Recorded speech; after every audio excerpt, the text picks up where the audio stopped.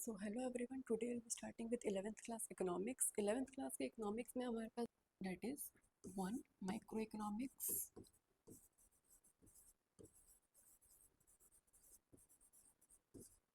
And second statistics. तो आज हम शुरू करते हैं माइक्रो इकोनॉमिक्स का chapter number 1 that is introduction. So सबसे पहले इकोनॉमिक्स समझने से पहले हमें एक टर्म समझनी ज़रूरी है that is known as economy. तो इकोनॉमी क्या है? इकोनॉमी एक सिस्टम है जिसके थ्रू लोग अपनी लिविंग अर्न करते हैं। कैसे? बहुत सारी एक्टिविटीज़ परफॉर्म करके, जैसे कि प्रोडक्शन, एक्सचेंज, डिस्ट्रीब्यूशन और कंजम्पशन। हर एक इकोनॉमी में ये सारी एक्टिविटीज़ परफॉर्म की जाती है जिसके थ्रू लोग अपना स्टैंडर्ड ऑफ लिविंग को मेंटेन रखते हैं, अर्न करते हैं उसको। तो उस पूरे सिस्टम को हम बोलते हैं इकोनॉमी। ठीक है, इकोनॉमी में सारी इकोनॉमिक एक्टिविटीज़ आ जाती है। इकोनॉमिक एक्टिविटीज़ कौन सी? ये रही, production, exchange, distribution and consumption. जैसे इंडिया की इकोनॉमी में एग्रीकल्चर है, इंडस्ट्रीज़ है, ट्रांसपोर्टेशन है, कम्युनिकेशन है, बैंकिंग है। ये सारी एक्टिविटीज़ कोई भी पर्सन यहाँ पे परफॉर्म करता है। उसके बाद अगर हम देखें, ये रही economic activities, production, exchange, distribution and consumption. उसके बाद टर्म आती है हमारे पास इकोनॉमिक्स। इकोनॉमिक्स क्या है? इकोनॉमिक्स एक सोशल साइंस है जो क्या बात करता है कि हमारे पास जो रिसोर्सेज अवेलेबल है वो लिमिटेड क्वांटिटी में अवेलेबल है, बट जो ह्यूमन की वांट्स है वो बहुत ज़्यादा है, वो अनलिमिटेड है। तो इकोनॉमिक्स क्या है? इकोनॉमिक्स एक स्टडी है जो बताता है कि एक सोसाइटी कैसे अपने लिमिटेड रिसोर्स को यूज़ करती है ताकि अपनी जो अनलिमिटेड वांट्स है उनको सेटिस्फाई कर सके। How a society chooses to use their limited resources which have alternative uses to produce the goods and services and distribute them among different groups of people। अगर तुम देखो इकोनॉमिक्स है किसके बारे में? Economics is all about making the choices under scarcity. Economics में आपको पता चलती है कि हमारे पास जो रिसोर्सेज लिमिटेड है उसके थ्रू लोग अपनी चॉइसेस कैसे करते हैं। लोगों को सब कुछ अचीव करना है बट कर नहीं सकते, तो उन्हें कुछ ना कुछ चॉइसेस करनी पड़ती है। इकोनॉमिक्स है क्या? इकोनॉमिक्स है एक relation between your limited resources and your unlimited wants. अगर तुम्हारे पास स्कार्सिटी नहीं होगी तो हमारे पास ये प्रॉब्लम भी नहीं होगी। प्रॉब्लम कौन सी? Problem of choice. और इट मीन्स हमें इकोनॉमिक्स की भी ज़रूरत नहीं पड़ेगी। तो इकोनॉमिक्स की ज़रूरत क्यों पड़ती है?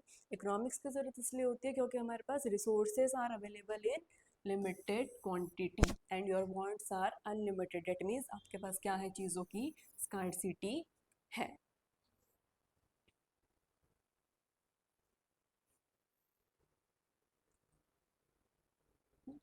अच्छा, अब स्कार्सिटी किसको बोलते हो? स्कार्सिटी उसको बोलते हो जब आपके पास सप्लाई चीज़ों की कम होती है और चीज़ों की डिमांड मार्केट में ज़्यादा होती है। When their supply is less than the demand.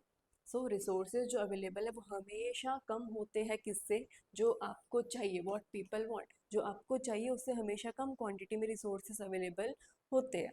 ठीक है, और स्कार्सिटी यूनिवर्सल, ऐसा नहीं कि सिर्फ एक पर्सन के लिए चीज़ें स्कार्स है, हर एक के लिए। अब बात करते हैं मुकेश अंबानी जी की। क्या उनके लिए पैसा अनलिमिटेड है? नहीं, उनके लिए भी पैसा क्या है? लिमिटेड है। यानी कि स्कार्सिटी हर एक के लिए होती है, चाहे वो कोई भी हो, चाहे वो कोई भी कंट्री हो, कोई भी पीपल हो, कोई भी कंपनी हो, कोई भी फर्म हो, हर एक के लिए रिसोर्सेज क्या है?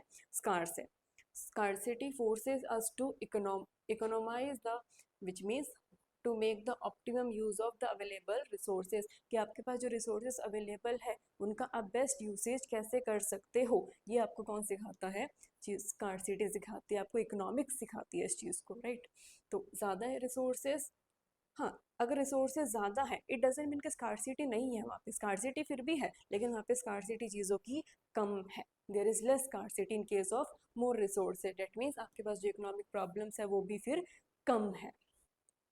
जैसे एग्जांपल लो, अगर एक बच्चे के पास 500 रुपये है और उसको चाहिए बुक्स चाहिए जो कि 400 रुपये की है, फूड चाहिए जो कि 300 रुपये का, क्या वो 500 रुपये से 700 रुपये की चीज़ ले सकता है?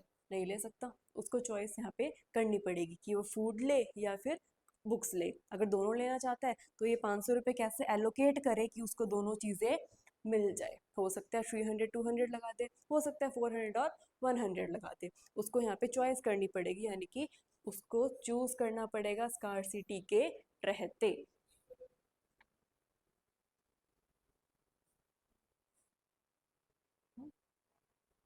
देखो, अगर रिसोर्सेस लिमिटेड है और वांट्स अनलिमिटेड है, इट मीन्स क्या एग्जिस्ट करती है, स्कार्सिटी। और स्कार्सिटी की वजह से एक प्रॉब्लम अराइज होती है इकोनॉमी में, that is known as problem of choice, जो कि है आपकी इकोनॉमिक प्रॉब्लम। अब इकोनॉमिक प्रॉब्लम क्या, ए प्रॉब्लम ऑफ चॉइस, जो किसके अराउंड रिवॉल्व करती है, around the unlimited wants out of your limited resources. और इन रिसोर्सेज के क्या है, बहुत सारे यूजेस है, रिसोर्सेज हैव अल्टरनेटिव यूजेस। तो तीन मेन रीजन निकल के आए इकोनॉमिक प्रॉब्लम के। पहला रीजन स्कार्सिटी ऑफ रिसोर्सेज, हमने अभी बात की, रिसोर्सेज क्या है, हमेशा लिमिटेड है as according to your people's demand. अगर रिसोर्सेज अनलिमिटेड होते तो आपके पास इकोनॉमिक प्रॉब्लम ही एग्जिस्ट नहीं करती। सेकेंड पॉइंट आया हमारे पास, आपकी ह्यूमन वांट्स क्या है, अनलिमिटेड है। वांट्स आर नेवर एंडिंग, कभी खत्म ही नहीं होती आपकी वांट्स। एक पूरी हुई आपको दूसरी चीज चाहिए, दूसरी पूरी हुई आपको फिर तीसरी चीज चाहिए। तो और वांट्स क्या है, unlimited and recurring, different priorities. अब जो चीज़ मेरे लिए इंपॉर्टेंट है, हो सकता है किसी और के लिए वो चीज़ इंपॉर्टेंट ना हो। और वांट्स आपकी बढ़ती रहती है as per your education system, लोगों की नॉलेज और आपकी इकोनॉमी की ग्रोथ के अकॉर्डिंग।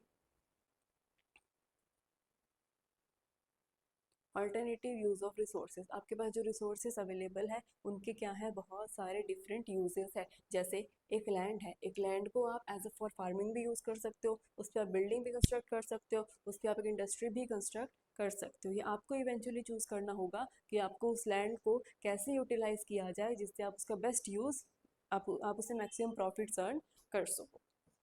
तो economy must choose the best use, जिसके वजह से कॉस्ट अराइज होती है, that is known as opportunity cost. इसके बारे में हम सेकंड चैप्टर में बात करेंगे।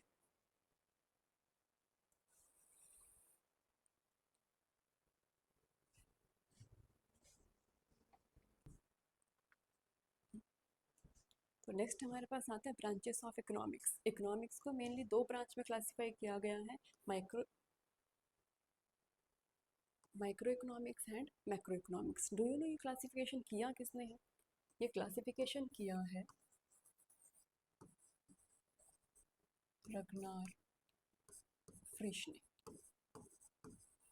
रगनार फ्रिच एक इकोनॉमिस्ट थे जिन्होंने इकोनॉमिक्स को क्लासीफाई किया है मेनली दो ब्रांचेस में, micro economics and macro economics. Micro economics का मतलब, micro means small, micro economics का मतलब जब इकोनॉमिक्स को स्टडी करते हो एक बहुत ही छोटे लेवल पे, that is known as micro economics. और मैक्रो इकोनॉमिक्स मीन्स जब इकोनॉमी को स्टडी करते हो एक बहुत ही लार्ज लेवल पे। अब स्मॉल मतलब कितना स्मॉल, हम बोलते हैं माइक्रो इकोनॉमिक्स में आप स्टडी करते हो इंडिविजुअल यूनिट्स को। इंडिविजुअल क्या, एक इंडिविजुअल कंज्यूमर की स्टडी हो सकती है, एक इंडिविजुअल प्रोड्यूसर की स्टडी हो सकती है, इंडिविजुअल फर्म हो सकती है, मार्केट हो सकती है, इंडिविजुअल इंडस्ट्री भी हो सकती है। यहाँ पे आप पढ़ते हो about your demand and supply. वहीं अगर आप मैक्रो इकोनॉमिक्स की बात करो, मैक्रो इकोनॉमिक्स में आप स्टडी करते हो चीज़ों को एग्रीगेट लेवल पे। एग्रीगेट का मतलब होता है टोटल होल, जब पूरी इकोनॉमी को एक साथ स्टडी करते हो, that is known as macro economics.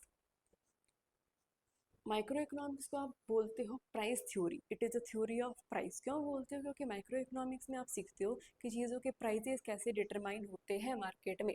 और मैक्रो इकोनॉमिक्स को आप बोलते हो इनकम थ्योरी, क्योंकि यहाँ आप कैलकुलेट करते हो लोगों की इनकम, नेशनल इनकम, पूरी इकोनॉमी में लोग कितना अर्न कर रहे हैं, वो चीज़ आप कैलकुलेट करते हो मैक्रो इकोनॉमिक्स में।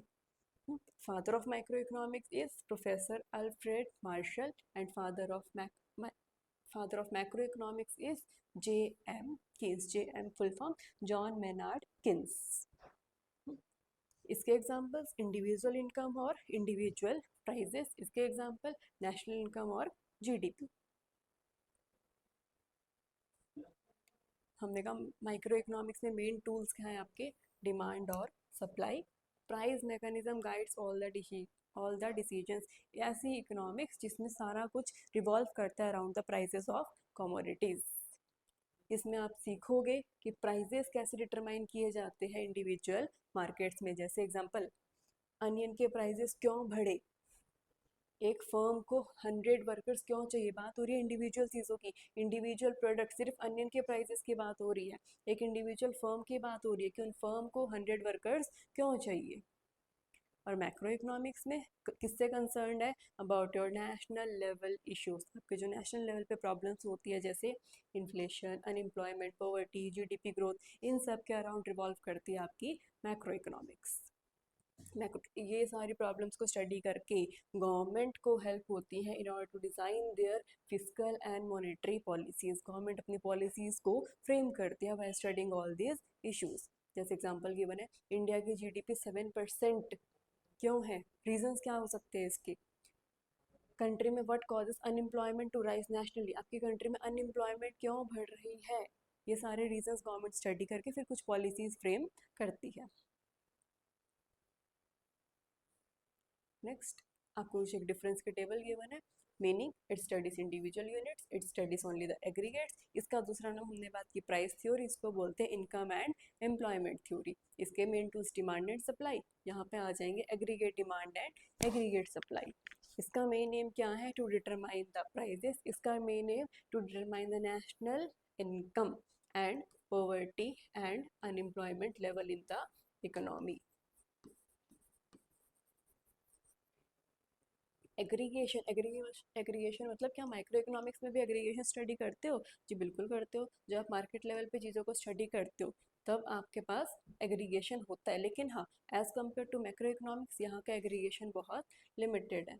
और मैक्रो इकोनॉमिक्स में जो एग्रीगेशन है वो बहुत ज़्यादा है। अजम्पशंस क्या लोगे, जब माइक्रो स्टडी करोगे तो अज्यूम करोगे कि मैक्रो के वेरिएबल्स क्या है, कांस्टेंट है। और जब मैक्रो स्टडी करोगे तो अज्यूम करोगे माइक्रो वेरिएबल्स क्या है, कांस्टेंट है। माइक्रो इकोनॉमिक्स के father, who is the father, Alfred Marshall. और अभी हमने बात की मैक्रो के फादर, जेएम कीन्स। माइक्रो के एग्जांपल की बात करते हैं तो individual income, firm output and prices. इसके examples national income, GDP and inflation rate.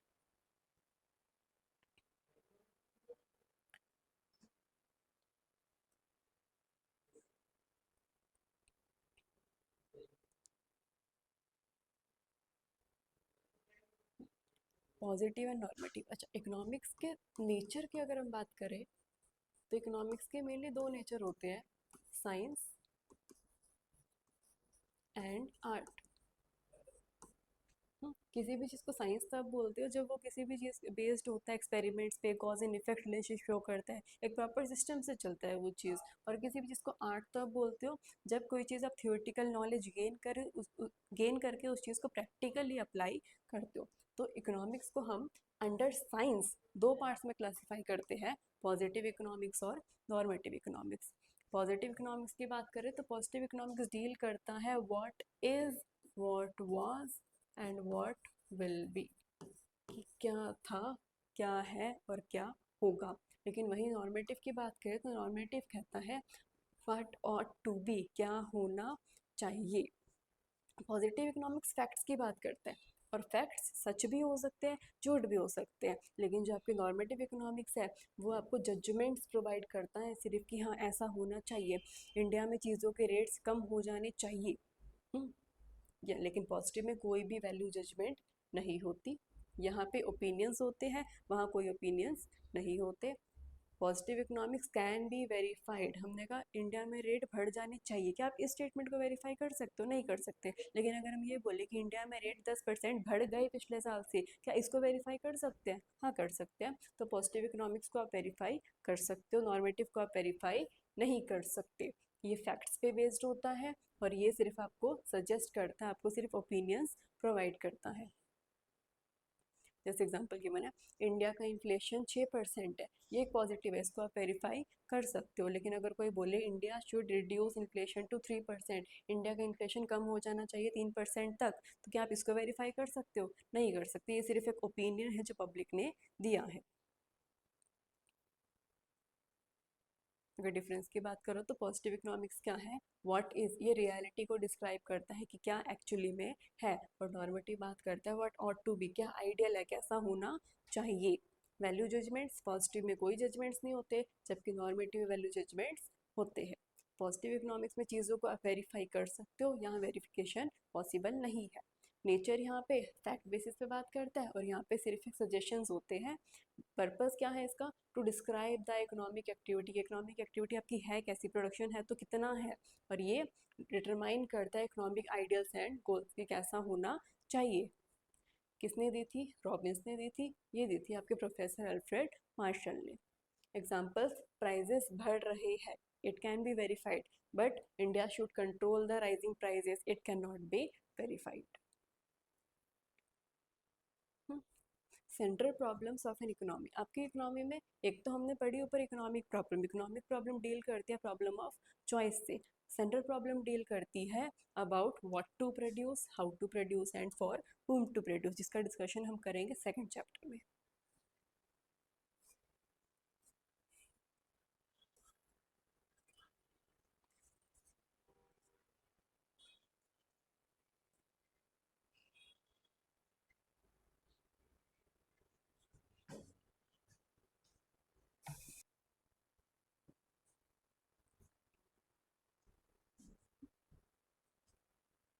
Next, economy का क्लासिफिकेशन। इकोनॉमी का क्लासिफिकेशन हम मेनली दो पार्ट्स में करते हैं। एक, इकोनॉमी को क्लासीफाई किया on the basis of interdependence.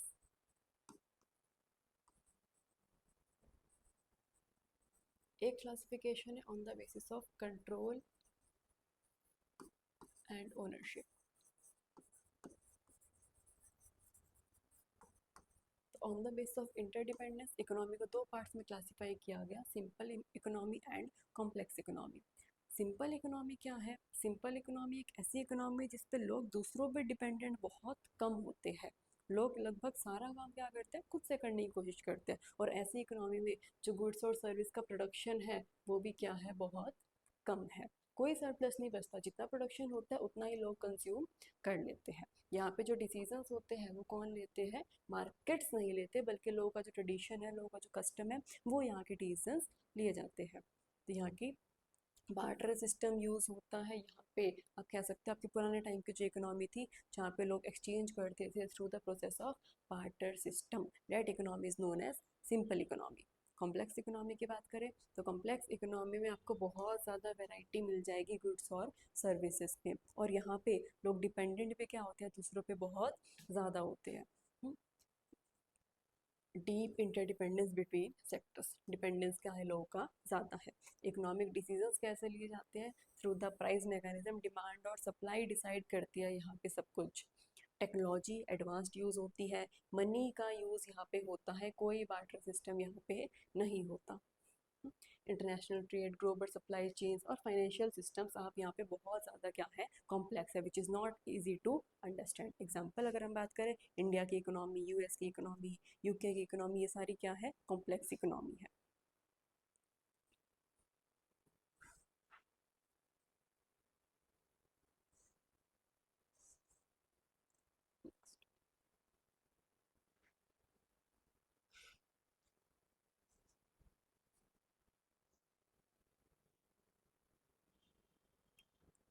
Control और ओनरशिप के बेसिस पे अगर डिवीजन करें तो 10 पार्ट्स में डिवाइडेड है economy: capitalist economy, socialist economy और मिक्स्ड इकोनॉमी।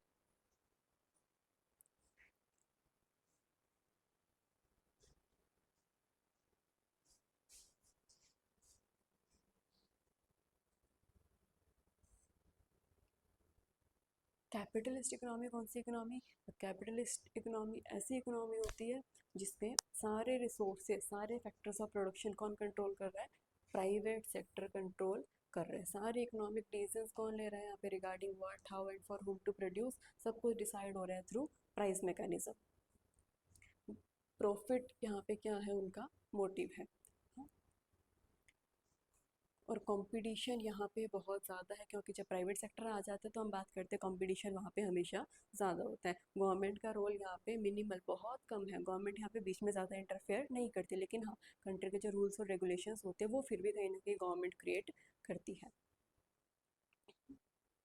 एग्जाम्पल अगर बात करें तो यूएसए की इकोनॉमी कौन सी इकोनॉमी है? कैपिटलिस्ट इकोनॉमी है। Next, socialist economy. Socialist economy कौन सी इकोनॉमी? ऐसी इकोनॉमी जहाँ पे जो आपके रिसोर्सेज है वो फुल्ली ओन और कंट्रोल कौन कर रहा है? गवर्नमेंट कंट्रोल कर रही है। और रिसोर्सेज को, सारे डिसीजंस कौन लेता है यहाँ पे? सेंट्रल प्लानिंग अथॉरिटी है गवर्नमेंट के अंडर, जो सारे रिसोर्सेज को कंट्रोल कर रहा है, सारे डिसीजंस वो लेते हैं यहाँ पे। इनका मेन मोटिव क्या है? इनका मेन मोटिव है सोशल वेलफेयर करना, इनकम को लोगों में बराबर डिस्ट्रीब्यूट करना, और यहाँ पे लोगों का जो एक्सप्लॉयटेशन हो रहा है उसको मिनिमाइज कर देना। बिल्कुल। यहाँ पे कोई प्राइवेट सेक्टर का प्रॉफिट नहीं होता। यहाँ पे सब कुछ कौन डिसाइड करती है? स्टेट डिसाइड करती है, यानी कि आपकी गवर्नमेंट डिसाइड करती है। Every facility regarding health, education, housing कौन प्रोवाइड करता है? यहाँ पे गवर्नमेंट प्रोवाइड करता है। जैसे यूएसएसआर, जिसको आप सोवियत यूनियन बोलते हो, वो वो इकोनॉमी कौन सी है? सोशलिस्ट इकोनॉमी है। वहाँ पे सब कुछ किसके द्वारा डिसाइड किया जाता है? गवर्नमेंट के द्वारा। Next, mixed economy. Mixed economy कौन सी इकोनॉमी? एक ऐसी इकोनॉमी जहाँ पे दोनों मिलके काम करते हैं, गवर्नमेंट भी और प्राइवेट सेक्टर भी, private sector plus public sector. इस इकोनॉमी में गवर्नमेंट क्या कंट्रोल करती है? जो आपकी मेन इंडस्ट्रीज है, जैसे आपके railway, defence, utilities, electricity, waters, ये सारी चीज़ें कंट्रोल करती है गवर्नमेंट। लेकिन बाकी सारी चीज़ें को कौन कंट्रोल करता है? Private sector. एक बैलेंस बना होता है इस इकोनॉमी में between your profit maximization and social welfare. यहाँ पे दोनों चीज़ों पे ध्यान दिया जाता है। जैसे आपकी इंडिया की इकोनॉमी है, इंडिया में गवर्नमेंट भी काम कर रही है, प्राइवेट सेक्टर भी काम कर रहा है। जहाँ गवर्नमेंट ध्यान रखते हैं कि सोशल वेलफेयर होना चाहिए, वहीं प्राइवेट सेक्टर का मेन फोकस रहता है to earn maximum profits. Price mechanism operate करता है, लेकिन government can intervene to control the to correct the market failures. अब ऐसा नहीं कि प्रोड्यूसर्स अपनी मर्जी की जो मर्जी डिसाइड कर ले, नहीं, गवर्नमेंट बीच बीच में यहाँ पे इंटरफेयर करेगी, जिससे मार्केट आपकी रेगुलेटेड रहे। एग्जाम्पल, गवर्नमेंट रेलवे ओन करती है, BHEL, ONGC, लेकिन प्राइवेट सेक्टर ओन है, जैसे रिलायंस, टाटा, इन्फोसिस, विप्रो, ये सारा प्राइवेट सेक्टर कंट्रोल में है। इंडिया की इकोनॉमी को हम बोलते हैं मिक्स्ड इकोनॉमी। अगर डिफरेंसेस देखें तो ओनरशिप किसकी है कैपिटलिस्ट में? प्राइवेट सेक्टर की। सोशलिस्ट में गवर्नमेंट की, लेकिन मिक्स्ड में दोनों की, प्राइवेट प्लस पब्लिक। डिसीजंस यहाँ पे सारे लिए जाते हैं प्राइस मैकेनिज्म के थ्रू। यहाँ पे लिए जाते हैं सेंट्रल प्लानिंग बॉडी, गवर्नमेंट के अंडर सेंट्रल प्लानिंग अथॉरिटी है जो यहाँ पे सारे डिसीजंस लेता है। मिक्स्ड इकोनॉमी में मार्केट भी लेता है और गवर्नमेंट भी लेता है। यहाँ का motive to earn maximum profits, यहाँ का motive to maximize the social welfare, और यहाँ पे दोनों प्रॉफिट प्लस सोशल वेलफेयर। यहाँ पे कंपटीशन बहुत हाई है, प्राइवेट सेक्टर जहाँ होता है वहाँ कंपटीशन हाई रहता है, लेकिन यहाँ पे कोई भी कंपटीशन नहीं है। इकलौते गवर्नमेंट की यहाँ पे मोनोपोली है, जो वो चाहेंगे वो क्रिएट कर सकते हैं। यहाँ पे कंपटीशन एक मॉडरेट लेवल का है, ना ज़्यादा ना कम। यहाँ पे जो इनकम का इनइक्वालिटी है वो बहुत ज़्यादा है, अमीर और अमीर होते जा रहे हैं और गरीब और गरीब होते जा रहे हैं। लेकिन यहाँ पे जहाँ गवर्नमेंट काम करती है वहाँ पे इनकम का डिस्ट्रीब्यूशन इक्वल है। यहाँ पे ठीक ठीक है, ना बहुत ज़्यादा इनइक्वालिटी ना बहुत ज़्यादा इक्वालिटी, मॉडरेट लेवल चलते हैं। एफिशिएंसी यहाँ पे बहुत ज़्यादा फोकस रहता है उनका प्रॉफिट पे, मिनिमम कॉस्ट मैक्सिमम प्रॉफिट्स। यहाँ पे प्रॉफिट ज़्यादा नहीं होता क्योंकि यहाँ पे आप मेनली चीज़ें बेच रहे हो to social welfare. Next, government का रोल यहाँ पे बहुत कम है, यहाँ पे पूरा रोल गवर्नमेंट का है, और यहाँ पे दोनों मिलकर काम कर रहे हैं तो यहाँ पे गवर्नमेंट इंटरवेन करती है। फ्रीडम, यहाँ पे प्राइवेट सेक्टर कंप्लीट फ्रीडम है, जो मर्जी आए वो प्रोड्यूस कर सकते हैं। यहाँ पे कोई इकोनॉमिक फ्रीडम नहीं है, जो नेसेसिटी है लोगों की उसको फुलफिल करना ज़रूरी है। यहाँ पे फ्रीडम कम है कुछ चीज़ों में, लेकिन कुछ चीज़ों में नहीं भी है। प्राइस की बात करें तो यहाँ प्राइस कौन डिसाइड कर रहा है? मार्केट फोर्सेस डिसाइड करते हैं। यहाँ प्राइस गवर्नमेंट फिक्स करती है, और यहाँ दोनों करते हैं, मार्केट भी और गवर्नमेंट भी। एग्जाम्पल की बात करें तो एग्जाम्पल कैपिटलिस्ट इकोनॉमी के USA, UK, जर्मनी, ये इकोनॉमीज वो है जहाँ पे पूरा कंट्रोल प्राइवेट सेक्टर का है। और अगर सोशलिस्ट के एग्जांपल की बात करें तो Cuba, north Korea and USSR, ये इकोनॉमीज जहाँ पे पूरा कंट्रोल गवर्नमेंट का है। और इंडिया, फ्रांस और स्वीडन में पूरा कंट्रोल ना प्राइवेट का ना गवर्नमेंट का, यहाँ पे दोनों मिलकर काम कर रहे हैं।